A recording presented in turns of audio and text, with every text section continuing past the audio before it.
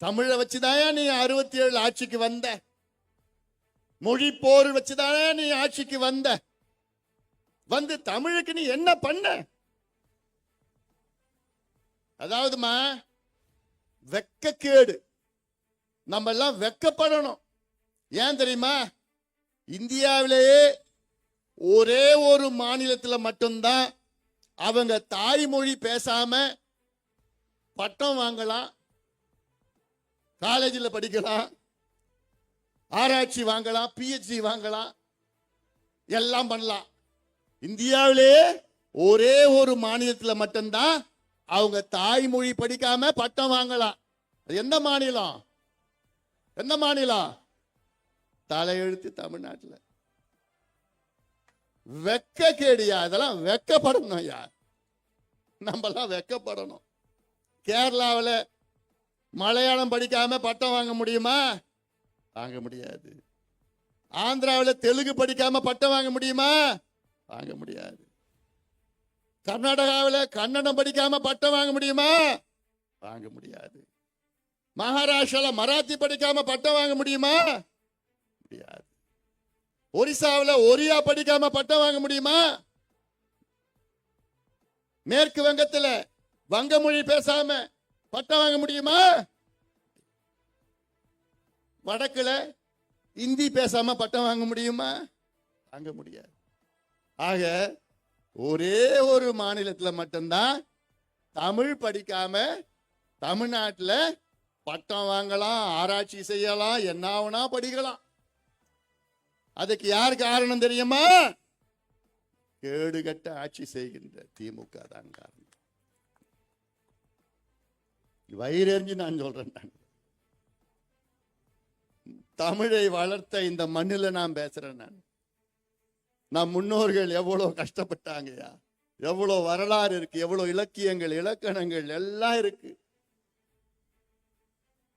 ஆனா திமுக மேடையில பேசுறதுன்னா என்னுடைய உயிர் மூச்சு தாய்மொழி தமிழ் எல்லாம்.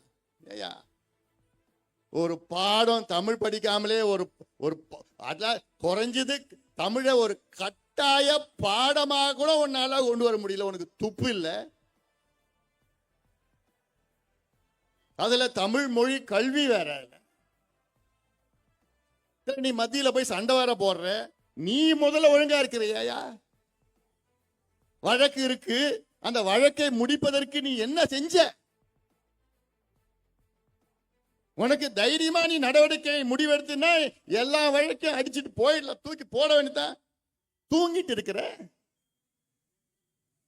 அதுக்கு என்னையா நீ செஞ்ச? ஒரு துரும்பையாவது கிள்ளி போட்டிருக்கியா? அவங்களுக்கு அதை பத்தி கவலையும் இல்லையா, அக்கறையும் கிடையாது. அதனால் இதெல்லாம் நீங்கள் சிந்தித்து பாருங்கள், சிந்தித்து பாருங்கள். எது எடுத்தாலும் தோல்விதான். நம்முடைய மொழி எடுத்தாலும் திமுக தோல்வி, நம்முடைய பண்பாடு, நாகரிகம், கலாச்சாரம் எடுத்தாலும் திமுக தோல்விதான், விவசாயம் எடுத்தாலும் திமுக தோல்விதான், பெண்கள் பாதுகாப்பு திமுக தோல்விதான், கல்வி படுதோல்வி திமுக, சுகாதாரம் படுதோல்வி திமுக, வேலை வாய்ப்பு தோல்வியோ தோல்வி திமுக, தொழிற்சாலைகள் ஒன்றும் கிடையாது, சுற்றுச்சூழல், நீர் மேலாண்மை எல்லாமே தோல்வி அடைந்தது திமுக. பிறகு எதுக்கியா திமுக? எதுக்கியா இந்த மானங்கெட்ட ஆட்சி, துப்பில்லாத ஒரு ஆட்சி, தைரியம் இல்லாத ஒரு ஆட்சி? சமூக நீதி படுதோல்வி அடைந்தது திமுக. சமூக நீதினா என்னன்னு ஸ்டாலின் முதலமைச்சர் போய் கேட்டா தலையை சொரிஞ்சுப்பார் நினைக்கிறேன். தெரியாது அவருக்கு. நானும் எத்தனையோ வாதம் கேட்டேன். வாங்க நான் வாதத்துக்கு வரேன், மேடையை போடுங்க, சமூக நீதி பத்தி பேசலாம். என்னையா நாங்க கேட்டோம்? சாதிவாரி கணக்கெடுப்பு நான் நடத்துன்னு கேட்கட்டும். சாதிவாரி கணக்கெடுப்புனா இது ஏதோ ஒரு சாதி பிரச்சனை கிடையாது. இது உங்க சாதியோ அவங்க சாதியோ அந்த சாதி பிரச்சனை கிடையாது. இது தமிழ்நாட்டினுடைய பிரச்சனை, உங்களுடைய பிரச்சனை, உங்கள் பிள்ளைகளுடைய பிரச்சனை, உங்கள் பிள்ளைகளுடைய கல்வி பிரச்சனை, உங்கள் பிள்ளைகளுடைய வேலை பிரச்சனை. ஏன் தெரியுமா நான் சொல்றேன்? சாதிவாரி கணக்கெடுப்புனா தமிழ்நாட்டில் உள்ள அத்துணை குடும்பங்களுடைய கணக்கெடுப்பு நடத்தணும். ஒரு உதாரணம், தமிழ்நாட்டில் 2 கோடி குடும்பம் இருக்கு. 8 கோடி மக்கள், 2 கோடி குடும்பம். இந்த 2 கோடி குடும்பத்தினுடைய நிலை என்ன? அது எந்த சாதி வேணா இருக்கட்டும். 2 கோடி குடும்பத்தோட நிலை என்ன? இதுல 2 மாசத்துல கணக்கெடுப்பு நடத்தலாம். இது சமூக, பொருளாதார, கல்வி, வேலை வாய்ப்பு எந்த கணக்கெடுப்புனா பேரை மாத்திக்கங்க. மேடைக்கு மேடை சமத்துவம், சாதி ஒழிப்புன்னு சொல்ற திமுக இன்னைக்கு அதே சாதி வச்சுதானே நீங்க அரசியல் பண்றீங்க.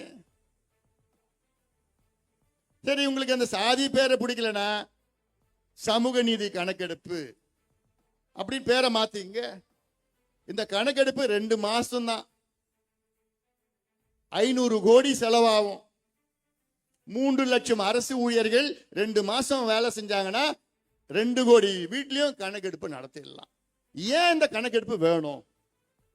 ஏன்னா இதுக்கு முன்பு கணக்கெடுப்பு நடத்தியது வெள்ளக்காரன் 1931 நடத்தினான். 90 வருஷமா அந்த கணக்கு வச்சுதான் உங்களுக்கு இடஒதுக்கீடு கொடுக்கறான், உங்க பிள்ளைக்கு வேலையை கொடுக்கறான். இப்போ கணக்கெடுப்பு நடத்தினாதான் அது உண்மையா கணக்கெடுப்பு தெரியும்.